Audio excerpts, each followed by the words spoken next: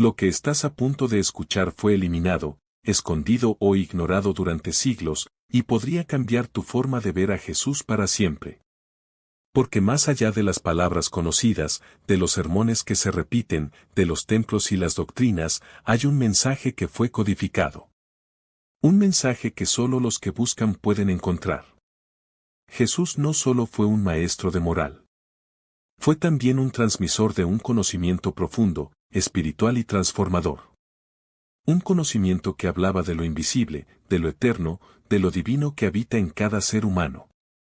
Durante siglos, estudiosos, místicos y buscadores de la verdad han sentido que sus enseñanzas contenían algo más. Que detrás de sus parábolas, detrás de sus gestos, detrás de su forma de hablar, había una verdad escondida. Una verdad que no todos podían comprender, porque no estaba hecha para ser entendida con la mente lógica, sino con el corazón despierto. Jesús mismo lo dijo con claridad: el reino de Dios no viene con advertencia, ni dirán, he aquí está, o, allí está. Porque he aquí, el reino de Dios está dentro de vosotros. ¿Qué significa eso realmente? Muchos lo han tomado como una metáfora, una forma poética de hablar de la fe.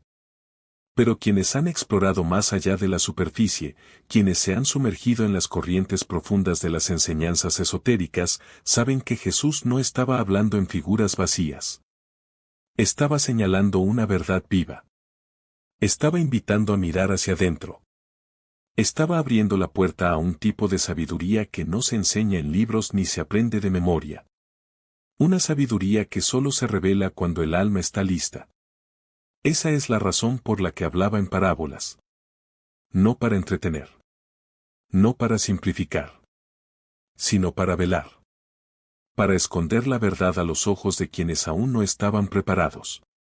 En el Evangelio de Mateo, capítulo 13, cuando los discípulos le preguntan por qué habla en parábolas, Jesús responde: porque a vosotros os es dado saber los misterios del reino de los cielos, pero a ellos no les es dado. Y luego dice: porque viendo no ven, y oyendo no oyen ni entienden. Con estas palabras, deja claro que su mensaje tiene niveles. Que hay una capa superficial, visible para todos, y otra profunda, reservada para quienes buscan más allá de lo obvio. Este enfoque no es único del cristianismo. Muchas tradiciones espirituales han usado metáforas, símbolos y cuentos para transmitir verdades esotéricas. En el Islam, el sufismo representa esa dimensión mística. En el judaísmo, la cábala. En el budismo, las enseñanzas vajrayana.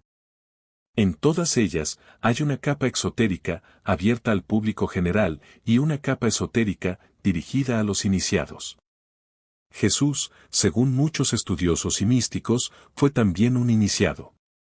Un maestro iluminado que conocía el camino hacia la unión divina y que vino a compartir ese conocimiento, aunque no todos estuvieran listos para recibirlo. Cuando uno se acerca a sus palabras desde esta perspectiva, todo cambia. Las parábolas ya no son cuentos bonitos. Se vuelven códigos. Señales. Mapas.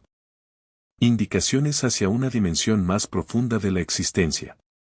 La semilla de mostaza ya no es solo una historia sobre crecimiento. Es una clave sobre el potencial divino que habita en cada ser. La perla de gran valor ya no es solo una metáfora sobre el sacrificio. Es una guía sobre el valor de la conciencia despierta. El problema es que esta dimensión fue silenciada. No por maldad, necesariamente, sino por incomprensión. Por miedo. Por la necesidad de controlar. En los primeros siglos del cristianismo, muchos textos fueron excluidos de los evangelios oficiales. Evangelios que hablaban de un Cristo interior, de una luz que habita en todos, de una verdad que no depende de instituciones ni intermediarios. Textos como el Evangelio de Tomás, el Evangelio de Felipe, o los manuscritos encontrados en Nag Hammadi en 1945, que contenían enseñanzas profundamente místicas, centradas en el despertar de la conciencia. ¿Y por qué fueron eliminados? Porque eran demasiado libres. Porque empoderaban al individuo. Porque enseñaban que el reino de Dios no está en una iglesia, ni en un ritual, ni en la obediencia ciega, sino en el interior del ser humano. Que cada uno puede, si se lo propone, despertar esa chispa divina, conectarse con lo eterno y vivir en unidad con lo absoluto. Esa enseñanza transformaba al creyente pasivo en un buscador activo. Y eso, en muchos contextos, era peligroso. Pero esa verdad no desapareció. Sobrevivió en símbolos, en rituales, en palabras. En la llama que se mantiene viva, incluso en medio de la oscuridad. Sobrevivió en la contemplación silenciosa de los místicos, en la poesía de los santos, en la intuición de los que nunca dejaron de buscar. Hoy, está resurgiendo. Porque la humanidad está lista para mirar más allá. Para recordar que Jesús no vino a fundar una religión, sino a despertar una conciencia. A mostrar que Dios no está lejos, ni en el cielo, ni en un templo, sino aquí. Ahora. Dentro. Cuando Jesús decía yo soy la luz del mundo, no estaba hablando desde el ego. Estaba hablando desde la conciencia crística. Desde ese nivel de ser donde uno ya no se identifica con el cuerpo, ni con el nombre, ni con la historia, sino con la luz que todos somos en esencia. Y cuando decía vosotros sois la luz del mundo, estaba extendiendo ese reconocimiento a todos. No estaba diciendo yo soy especial, ustedes no. Estaba diciendo, lo que soy, tú también lo eres. Solo tienes que recordarlo. Esa es la gran enseñanza oculta. Que no estamos separados. Que no somos indignos. Que no necesitamos ganarnos el amor de Dios. Ya lo tenemos. Que no necesitamos buscar a Dios afuera. Ya vive en nosotros. Solo hay que despertar. Despertar a lo que siempre ha estado allí. Por eso, las prácticas que Jesús promovía no eran solo rituales externos. Eran herramientas de conexión interior. Cuando se retiraba a orar en silencio, cuando ayunaba, cuando meditaba en soledad, no lo hacía por obligación. Lo hacía para escuchar. Para alinearse. Para sumergirse en la presencia divina. Y nos estaba mostrando el camino. Nos estaba diciendo, haz lo mismo. Entra en tu habitación, cierra la puerta y ora a tu Padre en lo secreto. No recites palabras vacías. Conecta. Siente. Escucha. Esa es la clave. La conexión directa. La experiencia vivida. El despertar de la luz interior. Y ese mensaje, aunque no se repita en púlpitos, aunque no se imprima en folletos, sigue vivo. Porque es verdad. Y la verdad no muere. La verdad se espera. Jesús sabía que no todos entenderían. Por eso decía, el que tenga oídos para oír, que oiga. Porque no hablaba solo para el oído físico. Hablaba para el alma. Y esas palabras aún resuenan. Porque siguen siendo ciertas. Porque siguen llamando. En la siguiente parte, vamos a sumergirnos en algunas de sus parábolas más poderosas. Vamos a leerlas con nuevos ojos. No como cuentos infantiles, sino como enseñanzas esotéricas que contienen claves para despertar, para transformar nuestra conciencia, para recordar quiénes somos en verdad. Te invito a quedarte. A mirar con profundidad. A abrir no solo tus oídos, sino tu corazón. Porque lo que Jesús dijo, aún está vivo. Solo hay que volver a escucharlo con oídos espirituales. Cuando Jesús hablaba en parábolas, no lo hacía por casualidad ni por estilo retórico. Lo hacía con un propósito muy específico, proteger una verdad. Ocultar lo sagrado tras lo simple. Encerrar sabiduría divina dentro de una historia cotidiana que, para quien escuchaba con el corazón, abría puertas a otros mundos. En Mateo 13, cuando sus discípulos le preguntan por qué habla en parábolas, Jesús responde que a unos les es dado conocer los misterios del reino de los cielos, y a otros no. Les dice que ellos viendo no ven, y oyendo no oyen ni entienden. Estas palabras son claras, la parábola es un velo. Lo visible para todos es solo una capa. Pero hay otra capa, más profunda, solo accesible a quienes se acercan desde la intención del alma, no desde la curiosidad de la mente. En este contexto, las parábolas de Jesús se revelan como auténticos códigos espirituales. Cada historia contiene un mapa, una enseñanza, una vibración que puede despertar en quien escucha una nueva comprensión de sí mismo, de Dios, del universo. No son meras lecciones morales. Son instrucciones para el alma.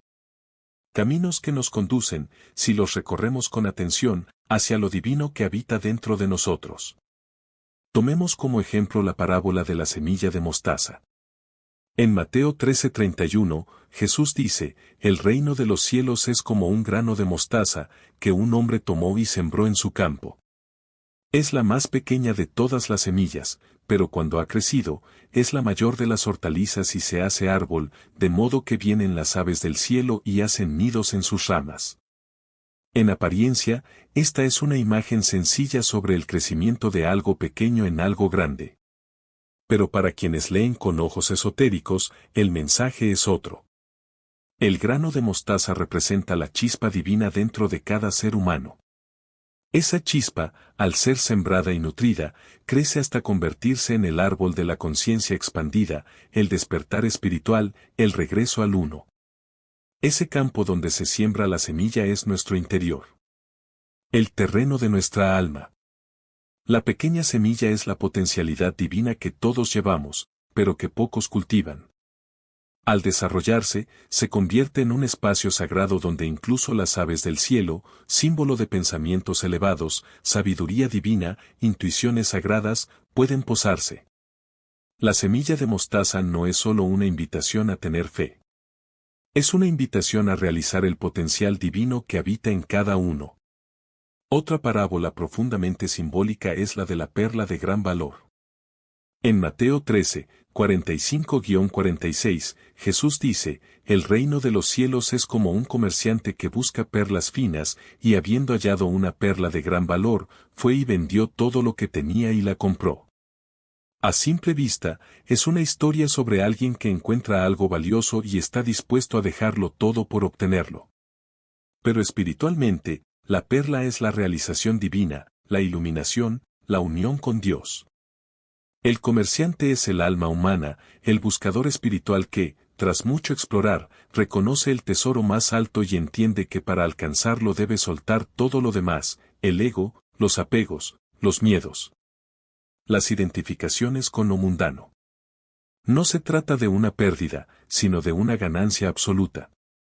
Lo que se deja atrás es ilusión. Lo que se encuentra es eternidad. La perla es símbolo de perfección, de belleza oculta en el interior. Se forma lentamente, en silencio, a través de un proceso interno. Así también es el despertar espiritual, no ocurre de un día a otro, sino mediante una purificación constante, una entrega profunda, un compromiso con la verdad que arde en el corazón del buscador. Quien encuentra esa perla, comprende que nada más tiene el mismo valor. Veamos ahora la parábola del sembrador. En Mateo 13, 3-9, Jesús narra cómo un sembrador salió a sembrar, y parte de la semilla cayó junto al camino, otra parte en pedregales, otra entre espinos, y otra en buena tierra. Solo la que cayó en buena tierra dio fruto. Esta parábola tiene muchas capas, pero en su dimensión esotérica, el sembrador es el alma divina que busca sembrar verdad en la conciencia humana. Las diferentes tierras representan los estados del corazón y la mente. La tierra dura es la mente cerrada. Los pedregales son las emociones no resueltas. Los espinos son los deseos del ego. Y la buena tierra es la conciencia preparada, abierta, receptiva. El mensaje oculto aquí es claro, no basta con escuchar la palabra. Hay que trabajar el terreno. Hay que limpiar las piedras, arrancar los espinos, ablandar el suelo. Solo así la semilla divina puede echar raíces y dar fruto. No es un proceso externo, sino interno. No se trata de acumular enseñanzas, sino de permitir que ellas transformen tu ser desde dentro. También está la parábola de las 10 vírgenes, en Mateo 25. 10 vírgenes esperan al esposo. 5 son prudentes y tienen aceite para sus lámparas. 5 son insensatas y no lo tienen. Cuando llega el esposo, solo las que estaban preparadas entran con él. Esta parábola, interpretada esotéricamente, habla de la preparación interior para el momento del despertar. El esposo representa la presencia divina. Las vírgenes representan las almas humanas. El aceite simboliza la conciencia, la energía espiritual cultivada mediante la oración, la meditación, la disciplina interior. No se puede pedir prestado. No se puede improvisar. Es algo que cada uno debe preparar por sí mismo. El mensaje oculto aquí es urgente, no postergues tu búsqueda interior. No esperes a que la vida te sacuda para recordar lo divino. Prepárate ahora. Llena tu lámpara. Despierta. Porque la llamada del alma no avisa. Llega en el silencio. En la noche. Y solo quien ha mantenido la luz encendida podrá reconocerla. Las parábolas de Jesús están llenas de este tipo de claves. Son puertas simbólicas que se abren cuando uno tiene la llave de la atención y la disposición interior. No son cuentos para niños. Son guías para el alma. Quien las lee desde la superficie, solo encuentra moral. Quien las lee desde el espíritu, encuentra transformación. Lo más sorprendente es que Jesús no hablaba en abstracto. Todo lo que decía tenía un anclaje en la vida diaria, pero también un eco en la eternidad. Las semillas, los campos, las lámparas, las monedas, las perlas, todo formaba parte del mundo cotidiano de sus oyentes. Y sin embargo, en su forma de usarlos, transformaba esos objetos comunes en símbolos eternos. En recordatorios del viaje del alma hacia Dios. Cuando Jesús decía, el reino de los cielos es como, no estaba describiendo un lugar en el cielo. Estaba hablando de un estado de conciencia. De una realidad interior que se puede vivir aquí y ahora. Sus parábolas eran instrucciones para acceder a ese estado. Para comprender que el verdadero reino no está en el más allá, sino en el más adentro. Y para quienes tienen oídos para oír, esa comprensión no es solo un consuelo espiritual. Es una revolución. Porque cambia todo. Cambia cómo ves el mundo, cómo te ves a ti mismo, cómo ves a los demás. Descubres que no estás separado de Dios. Descubres que lo divino no es una promesa lejana, sino una realidad presente. Una realidad que vive en ti, esperando que la reconozcas, la abraces, la manifiestes. Este reconocimiento no es fácil. Requiere entrega. Requiere desaprender. Requiere morir al ego para nacer al espíritu. Pero es el viaje más importante que puedes hacer. Porque al final de ese viaje, descubres que no hay ningún lugar a donde llegar. Porque ya estabas allí. Solo tenías que abrir los ojos. En la siguiente parte, exploraremos cómo Jesús vivió este camino.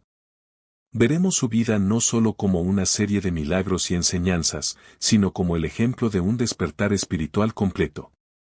Desde el desierto hasta la transfiguración. Desde la cruz hasta la resurrección. Su vida como un mapa sagrado que tú también puedes seguir. Hasta ahora hemos descifrado las parábolas como códigos espirituales.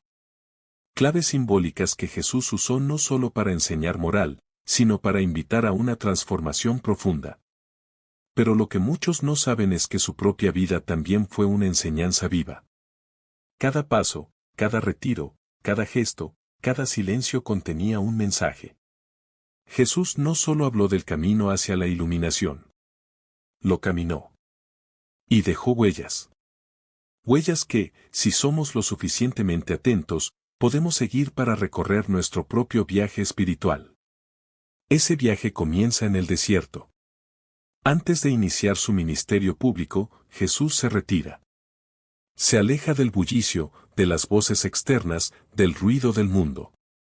Y permanece allí, en soledad, durante 40 días. Ayunando. Orando. Enfrentando sus sombras. Las escrituras cuentan que fue tentado, desafiado, probado. En el lenguaje esotérico, Este episodio simboliza un punto crucial en el camino espiritual, la noche oscura del alma. Ese momento donde el buscador se encuentra cara a cara con sus miedos, sus deseos, sus heridas más profundas. No es casualidad que este proceso de retiro y prueba preceda al inicio de su misión. Para los místicos, la oscuridad no es un error. Es una etapa necesaria. Una limpieza del alma. Una muerte simbólica del yo superficial. Jesús enfrenta esas fuerzas internas para emerger más claro, más fuerte, más alineado con su propósito. Nos muestra que antes de hablar con claridad hacia afuera, hay que escuchar en profundidad hacia adentro. Y que el verdadero maestro es aquel que primero ha sido discípulo de su propio silencio. Después del desierto, Jesús comienza a enseñar. A sanar. A mostrar con acciones la compasión y la sabiduría divina. Pero uno de los momentos más reveladores de su camino espiritual es la transfiguración. Según el Evangelio de Mateo capítulo 17, Jesús sube a una montaña con 3 de sus discípulos, y allí, su rostro brilla como el sol y su ropa se vuelve blanca como la luz. Para el lector literal, esto parece un evento milagroso. Pero para el buscador espiritual, es el símbolo de la iluminación. La montaña representa el ascenso de la conciencia. El retiro hacia lo alto. Y la luz que emana de su ser no es un efecto óptico. Es la manifestación de su unión con lo divino. Es el yo inferior completamente absorbido por la conciencia superior. El rostro que brilla es la mente que se ha alineado con la verdad. Las ropas blancas son la pureza del alma liberada del ego. En ese momento, Jesús ya no enseña con palabras. Enseña con presencia. Con vibración. Con ser.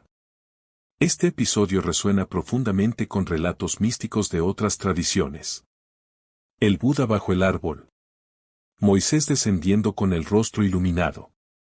Los yogis entrando en samadhi. Todos apuntan a la misma experiencia, una conciencia expandida que trasciende los límites de la identidad personal y se funde con lo eterno. Jesús nos muestra que esa fusión es posible. Y más aún, que es el destino natural del alma humana. Pero para llegar a esa cima, hay que atravesar el valle. Y en la vida de Jesús, ese valle es la crucifixión. El momento más doloroso, más oscuro, más incomprendido de su historia. Muchos lo ven solo como un sacrificio físico. Pero en términos místicos, la cruz representa otra cosa. Representa el punto donde el ego muere. Donde el yo falso, construido por el miedo, el deseo y la separación, es entregado. Es la renuncia total. La rendición. No desde la derrota, sino desde la confianza absoluta en la voluntad divina. Jesús no huye del dolor. Lo abraza. Lo transforma. Y al hacerlo, lo trasciende. La cruz no es solo un instrumento de muerte. Es una puerta. Una iniciación. Una alquimia espiritual. Y su última frase antes de morir, Padre, en tus manos encomiendo mi espíritu, no es un grito de desesperación. Es una afirmación de unidad. De regreso. De regreso al origen. Pero la historia no termina ahí. Después de la muerte, viene la resurrección. Y este es uno de los momentos más simbólicos de todos. Porque no se trata solo de volver a la vida física. Se trata del despertar de la conciencia. Del alma que, tras soltar todas sus identificaciones, renace en su verdadera esencia. En el cristianismo esotérico, la resurrección simboliza el nacimiento del ser divino en el interior del hombre. Es el punto donde el humano reconoce que siempre ha sido divino. Que el reino de Dios no estaba allá afuera. Estaba, como dijo Jesús, dentro de cada uno. La resurrección no es un milagro aislado. Es un recordatorio. Un espejo. Nos dice, tú también puedes renacer. Tú también puedes morir a tu viejo yo y despertar a tu verdadero ser. Ese ser que no depende del cuerpo, ni del nombre, ni de la historia. Ese ser que es luz, conciencia, unidad. A lo largo de su vida, Jesús dejó señales de esta verdad. No solo en lo que decía, sino en cómo lo decía. En Juan 8:12, afirma, «Yo soy la luz del mundo, el que me sigue no andará en tinieblas, sino que tendrá la luz de la vida». En un sentido místico, esta luz no es una metáfora moral. Es la conciencia divina. Es la energía que disipa la ignorancia, que guía, que revela. Y más aún, cuando dice en Mateo 5:14, «Vosotros sois la luz del mundo», nos está diciendo que esa misma esencia divina también habita en nosotros. Que no estamos separados. Que llevamos la misma semilla. Que somos, como Él, chispas de lo eterno encarnadas en la experiencia humana.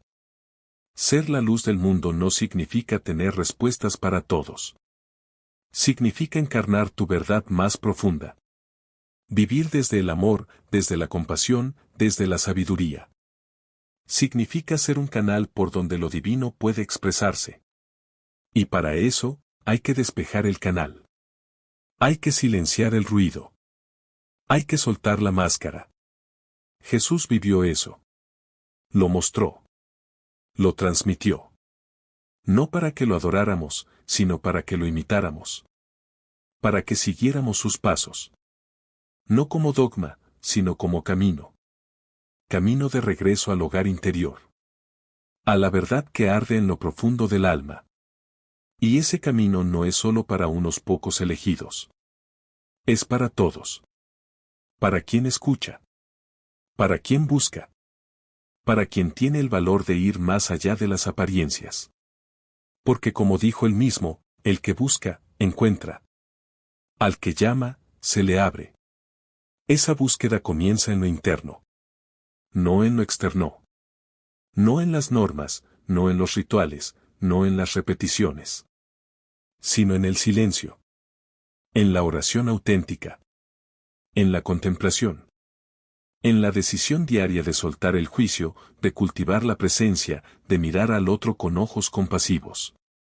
Es en ese espacio, invisible para el mundo, donde comienza la verdadera transformación. Jesús fue el ejemplo viviente de esa transformación. Nos mostró el camino completo, retiro, limpieza interior, iluminación, entrega, muerte del ego y resurrección de la conciencia. Un proceso que, con otros nombres y símbolos, ha sido vivido por místicos en todas las culturas. Porque el lenguaje puede variar, pero la verdad es la misma. Y esa verdad nos espera. Nos llama. Nos susurra que aún hay más por descubrir. Más por liberar. Más por vivir. En la siguiente parte, vamos a hablar de cómo podemos acceder a esa luz interior. Vamos a explorar las enseñanzas más directas y prácticas de Jesús sobre cómo vivir conectados al reino de Dios. Cómo entrar en contacto con la presencia divina en nuestro interior. Cómo usar la oración, la meditación y la contemplación no como rutinas vacías, sino como tecnologías sagradas que despiertan lo eterno en nosotros. Porque si Jesús dijo que el reino está dentro de ti, entonces el viaje ya ha comenzado. Jesús lo dijo de forma clara, aunque muchos aún no lo comprenden, el reino de Dios no vendrá con advertencia, porque he aquí, el reino de Dios está dentro de vosotros, Lucas 17, 20-21. Esta afirmación no es solo una enseñanza espiritual, es una revolución total en la forma de entender lo divino. No se refiere a un lugar físico, ni a un cielo lejano, ni a una recompensa futura. Jesús hablaba de un estado de conciencia, una dimensión espiritual viva, accesible y presente en el interior de cada ser humano. Un reino real que no se conquista con guerra ni se hereda por linaje, sino que se descubre en el silencio profundo del alma. Este reino interior es la mayor enseñanza que Jesús dejó. Y al mismo tiempo, la más olvidada. En lugar de mirar hacia adentro, el ser humano ha buscado a Dios afuera, en templos, en rituales, en instituciones. Pero la verdadera puerta nunca ha estado en el exterior. Siempre ha estado adentro, esperando ser tocada desde la sinceridad, la humildad y el deseo profundo de despertar. Jesús no vino a señalar un camino externo. Vino a recordarnos que ese reino, esa luz, esa conexión directa con lo divino, ya habita en nosotros. Para acceder a este reino interior, Jesús enseñó prácticas concretas. Prácticas que no requerían riqueza, poder, ni intermediarios. Solo requerían disposición, entrega y presencia. Entre ellas, hay dos que destacan por su poder de transformación, la oración y la meditación. No como actos religiosos mecánicos, sino como caminos vivos hacia la unión con lo divino. En Mateo 6:6, Jesús dice, cuando ores, entra en tu habitación, cierra la puerta y ora a tu Padre que está en lo secreto, y tu Padre, que ve en lo secreto, te recompensará. Esta no es una instrucción sobre el lugar físico. Es una metáfora espiritual.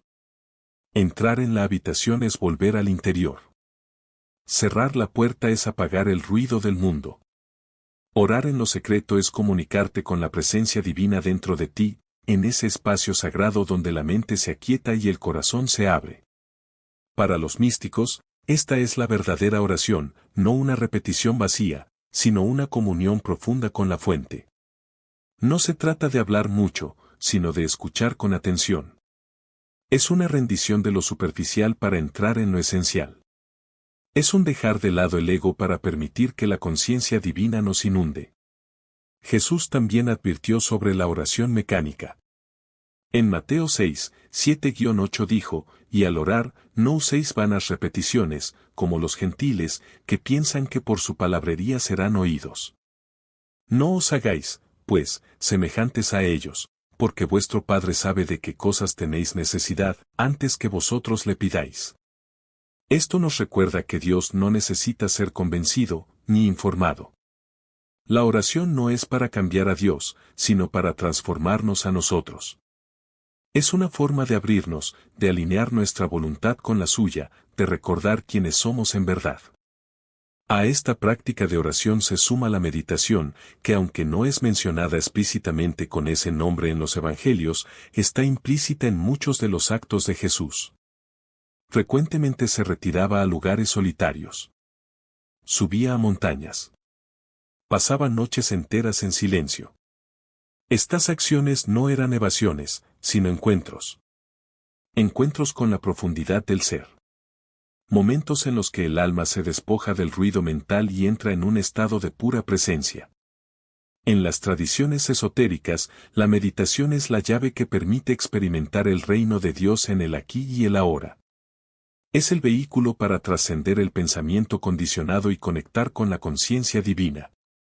Cuando se medita, se aquieta el ego, se disuelven las máscaras, se rompe la ilusión de separación.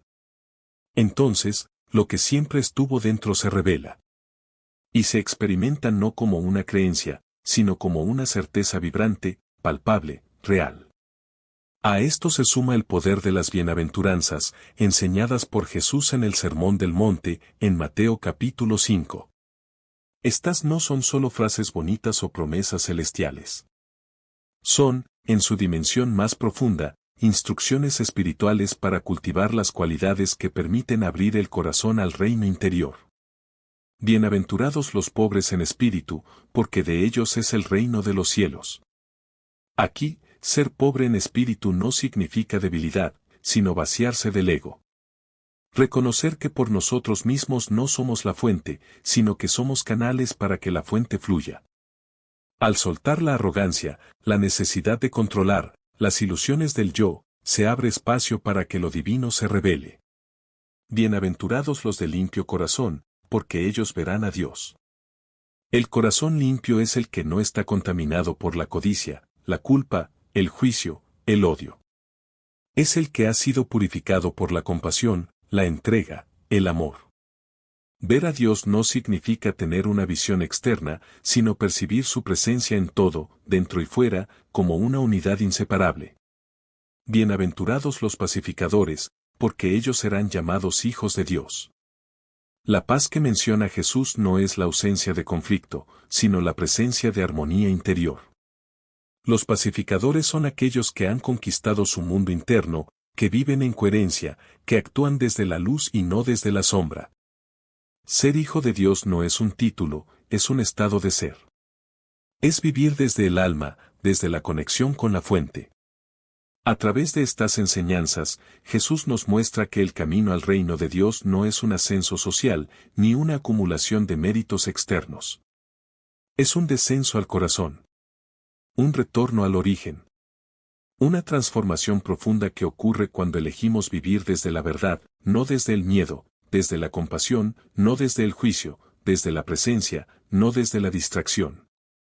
Y todo esto es posible. Aquí. Ahora. No necesitas ser santo, ni perfecto, ni tener una vida resuelta. Solo necesitas estar dispuesto. Dispuesto a mirar hacia adentro. A sentarte en silencio. A pedir guía. A escuchar. A seguir los impulsos del alma que te llaman desde lo profundo. Dispuesto a dejar que tu luz brille, no para ser admirado, sino para iluminar tu propio camino y el de los demás. Cuando Jesús dijo, vosotros sois la luz del mundo, no hablaba en sentido figurado. Hablaba desde la verdad. Tú eres luz. Tú llevas la chispa divina. Tú tienes dentro de ti todo lo que necesitas para despertar, para sanar, para transformar. El reino de Dios está en ti. Y si lo buscas, lo hallarás. No porque estés destinado a ello por azar, sino porque fuiste creado para eso. Tu alma lo sabe. Por eso estás aquí. Por eso has llegado hasta estas palabras. Porque algo en ti recuerda. Algo en ti anhela volver a ese estado de unidad, de paz, de amor sin condiciones. Y esa llamada no es casual. Es tu espíritu reconociendo su hogar. Es tu luz empezando a encenderse. Desde hoy, haz de la oración una conversación sincera con tu esencia. Haz de la meditación un retorno diario a tu centro. Haz de cada acción una expresión de lo divino que hay en ti. Y verás cómo el reino de Dios deja de ser una promesa y se convierte en tu realidad. No mañana. No después. Ahora. Porque este es el verdadero legado de Jesús. No una religión, no un sistema de creencias, no una moral impuesta. Sino un mapa para volver a casa. Para despertar al Dios que habita en ti. Para vivir desde el alma, desde la luz, desde el amor. Y ahora que has recordado esta verdad, solo queda una cosa por hacer, vivirla. Porque el reino está aquí. Está en ti. Y está listo para revelarse. Busca, y hallarás. Llama, y se te abrirá. Vive, y se te revelará. Porque tú eres la luz del mundo. Y este es tu momento de brillar.